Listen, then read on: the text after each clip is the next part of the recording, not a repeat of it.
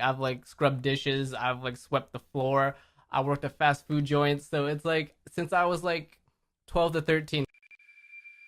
Let's start off first. Like, what inspired you to even do YouTube I'm or talking any about of like that? the origins, the very Yeah, the scratch stuff. origins. Yeah. Bro. So because growing up in Vancouver, I was like that awkward kid. I didn't really fit in with the what you guys call here the ABGs or whatever. I wasn't one of them. Like we had like the Vancouver equivalent. Like I hated like EDM music. I hated like Yeah. I was like listening like Linkin Park. I was like completely like listening like Biggie and stuff. Yeah. And I remember like it was over the summers. Like I didn't have a lot of friends, and YouTube came out. It was like 2004 and 5. And I was like, whoa, like you see these two Asian kids like lip syncing to the song. They're like one guy in like his little like a jersey.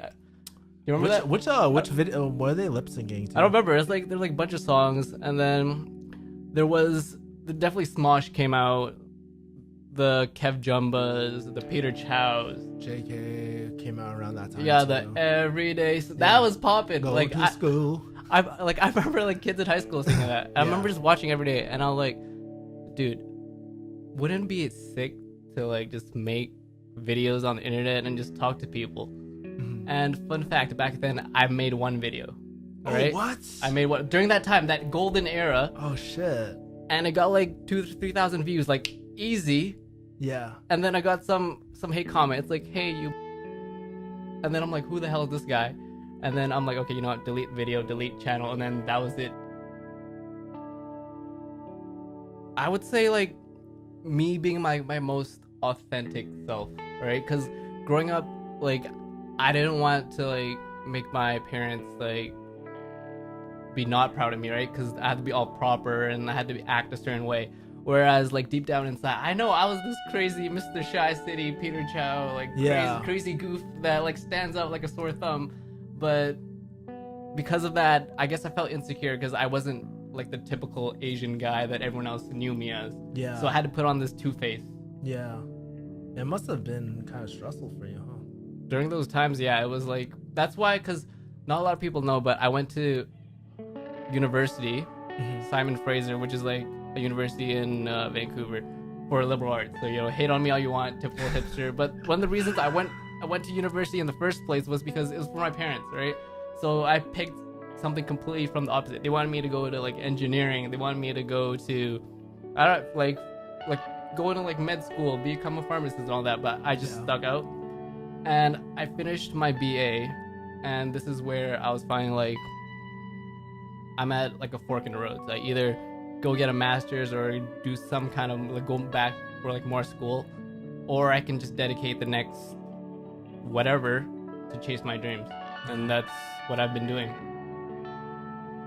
It's just that the more I did it and the more videos I put out, I saw it made something just felt right and just aligned with me. Like this is what I want to do. This is my purpose and passion.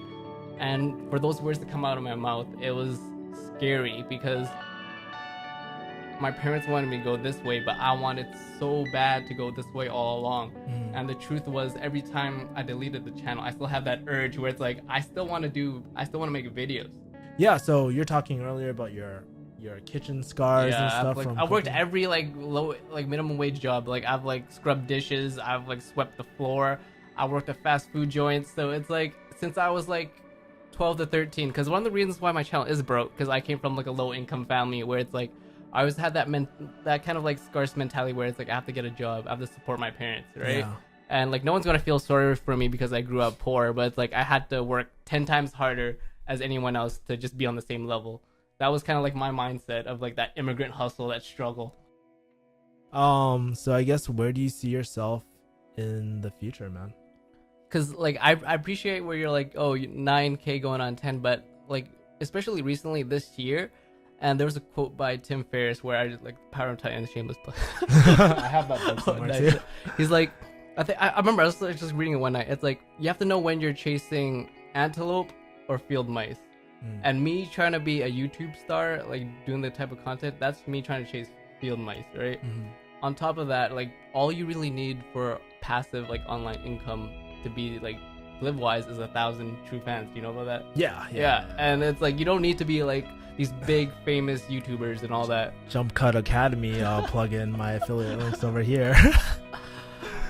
But you know, my future is I want to be able to travel and live anywhere. Specifically, like I want to go back to Vietnam and just live there and like just make videos for a living. Period. It doesn't have to be YouTube, because YouTube is just like the medium. It's just like the platform. YouTube be gone the next day, even though it's not. But it's like trying not to rely less on AdSense and just trying to create some kind of platform where I can just people who know my story support me, and I can do whatever the hell I want around the world. Do you have a Patreon page too? I do. Patreon.com/brokethehabit. But I'd rather much have you subscribe and watch me so I can provide value, and then you can see that value in return.